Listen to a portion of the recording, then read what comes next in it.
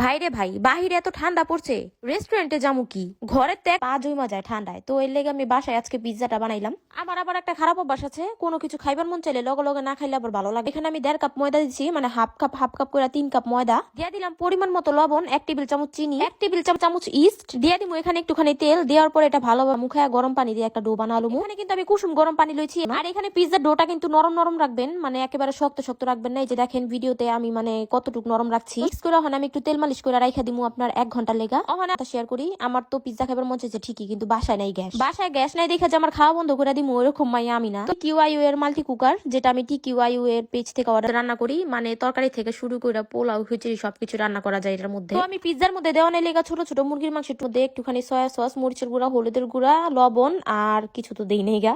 তো সবকিছু মিক্স করে আমি এই যে ভাইজা লইতাছি। পেঁয়াজ কাটছি আর ওটার মধ্যে একটুখানি চিনি দিয়ে পেঁয়াজটা জাস্ট ক্যারামেল করে লইতাছি। তারপর আমি বড় বড় করে কাঁচামরিচ কাটছিলাম, ওটাও দিয়ে দিচ্ছি শেষে। তো করতে এখানে পিৎজার ডোটা অনেকখানি ফুলে গেছে, আপনারা দেখবারই পারতেছেন। তো এই মুইথা তারপরে যে আপনার পিৎজার ডোয়ের কি খুঁইতাছি, এই যে আমি সুন্দর করে এটার মধ্যে তেল মালিশ করে দিচ্ছি। তেল মালিশ করে পিৎজার রুটিটা মানে আমি স্প্রেড করে দিমু। তারপরে রুটিটা রেখে তো তারপরে এই যে এখানে আমি দিয়ে দিমু পিৎজা সস। আপনারা টমেটো সসটা দিয়ে দিবেন পিৎজা সস না থাকলে। আমি এখানে দিয়ে দিচ্ছি মেয়োনিজ, আর মেয়োনিজটা না থাকলে দেওয়ার কোনো দরকার নাই, আমার ঘরে ছিল এর লেগে আমি দিচ্ছি। খামু যখন মজা করে খামু, তাই না? তো তারপরে আমি এই যে এখানে দিয়ে দিলাম ওই যে আমরা যে চিকেন ভাইজা রাখছিলাম, তারপরে পেঁয়াজ ভাইজা রাখছিলাম, ওগুলো থাকলে মজাই লাগে ভাই, অনেক অনেক মজা লাগে। আর চিজ ছাড়া আপনারা কেমনে পিৎজা বানাচ্ছে তো আপনারা চাইলে কিন্তু দেখে নিবার পারেন। তারপরে এখানে আমি দিয়ে দিমু গোল গোল করে কাইটা রাখুম, মানে ঘরের মধ্যে যা থাকবো তাই দিয়ে দিবেন, পিৎজার মধ্যে যা দিবেন তাই মজা। রাখছিলাম যে কাঁচামরিচ, কারণ আমার ঘরে ক্যাপসিকাম ছিল না, বিকজ আই এম সো গরিব গাইস।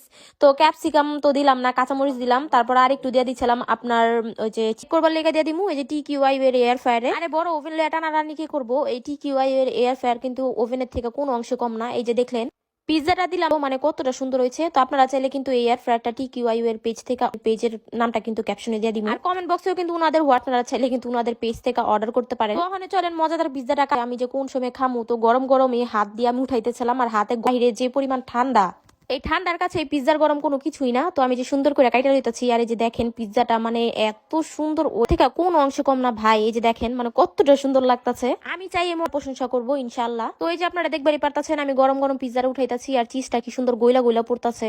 আর আমি 2-3টা বানাই, কারণ আমার বাসা হইলো খাদক, সবাই খায় বেশি, ভাতের থেকে বেশি ফাস্ট ফুড বেশি খায়। আমি আবার কারে কই আমিও খাই, কারণ আমার।